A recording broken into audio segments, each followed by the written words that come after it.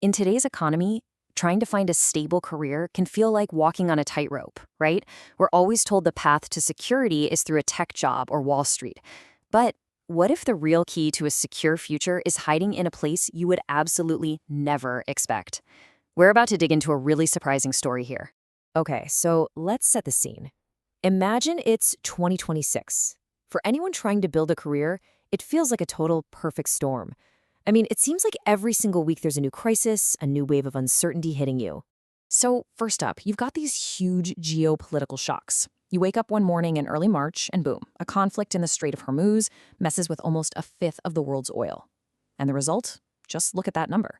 A 28% jump in oil prices in 1 week. Suddenly, everything, from filling up your car to buying groceries, just got way more expensive.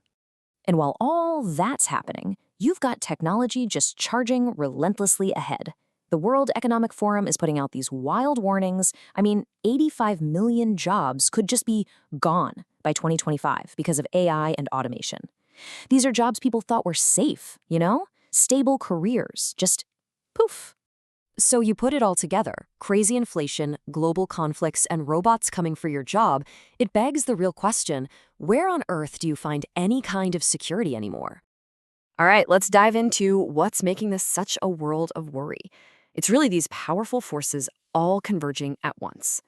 You basically got these three massive things all hitting at the same time.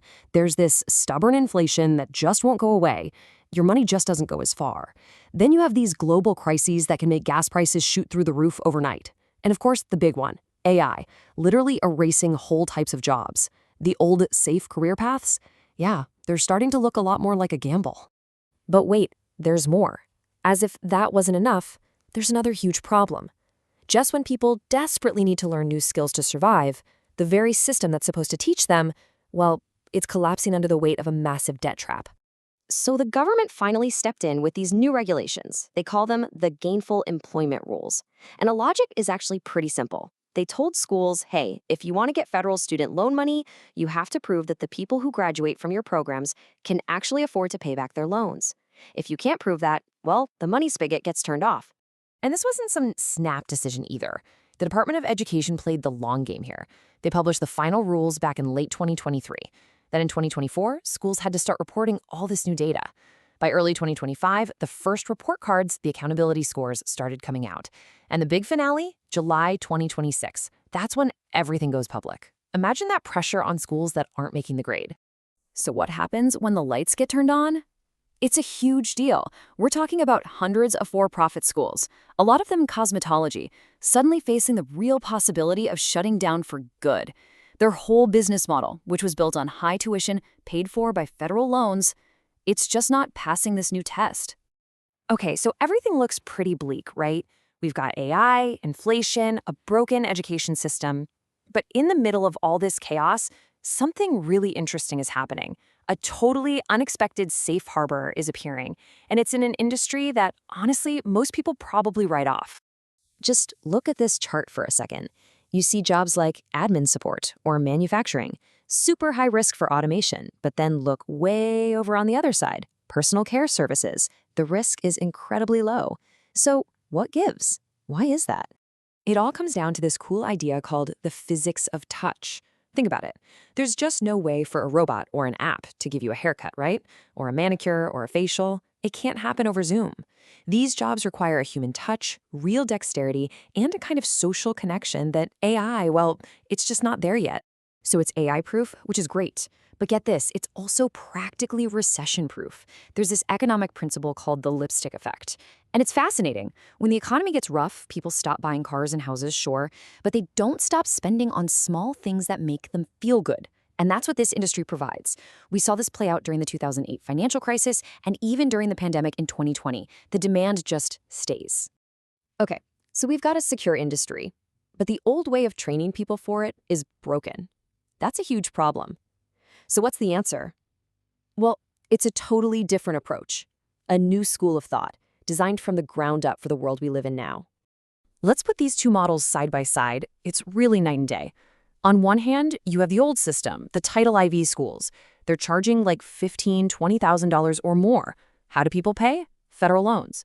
So graduates walk out the door with 7 to 11 grand in debt. Now look at the other side, this new debt-free model. Tuition is closer to $4,000. It's funded by cash or scholarships. And the best part? Graduates have zero student loan debt. All right, but the big question is, does cheaper mean lower quality? I mean, that's what you'd think, right? Well, let's look at the actual numbers. We'll take one of these debt-free schools as a case study, the Louisville Beauty Academy. Their on-time completion rate is about 90%. 90. The industry average is maybe 30%. And job placement? Same story. Around 90% get jobs. So they're getting way better results for way less money and with no debt. It's incredible. Look, this whole story, it's about so much more than just beauty schools. What we're really looking at here is a powerful case study, a potential roadmap for what the future of work looks like, and how you build a real, lasting career in this century. So what's the secret sauce? What's the actual blueprint here? First, you've got to focus on those tangible, human-centered skills, the stuff a robot can't do. Second, you have to break the link between education and federal debt. It's just not sustainable. Third, success shouldn't be about how many students you sign up. It should be about how many get a good job. And finally, you have to build something that's resilient, something that actually serves a local community. And let me just be super clear here. The point of all this isn't that everyone should go out and become a cosmetologist. Not at all. The point is that this model works. It's a proven way to give people affordable, effective training that leads to stable, AI-proof jobs. And honestly, it's a lesson a lot of other industries really need to pay attention to. So it all comes down to this one final question, and it's a big one. As we head into a future that's more and more automated, could it be that the single most valuable skill, the one thing that guarantees your security, is simply being human?